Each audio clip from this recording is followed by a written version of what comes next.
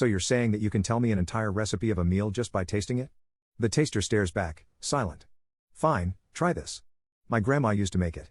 However, even before trying it, the taster sees the dish and his eyes widen. I was wondering when I'd see one of her ones. The newly minted royal chef looked at me, fire blazing in his eyes. Hey! I worked for days for this feast, and you just spilled the recipes for everything, he snorted. I nodded.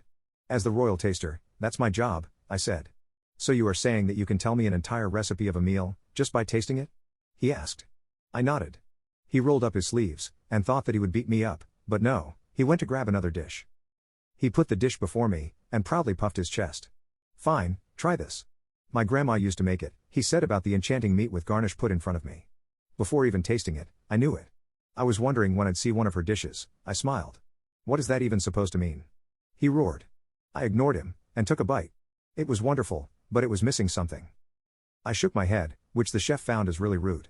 You trying me, fool? You want some of this? He asked, showing his fists. No, thank you. The dish is amazing, I said. Ha ha. I knew it, he started to gloat. But it's missing something, I said, his smile freezing. What is missing now? He asked. Her love, I muttered.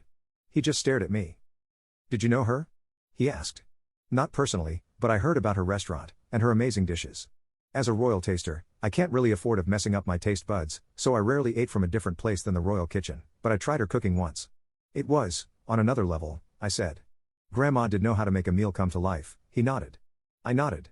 The chef suddenly laughed, and slapped me on the back. Well then, with your freaky taste buds, and my exceptionally amazing, and wonderful cooking skills, we might do justice to Grandma's recipes, he boomed. I sighed, and smiled at him.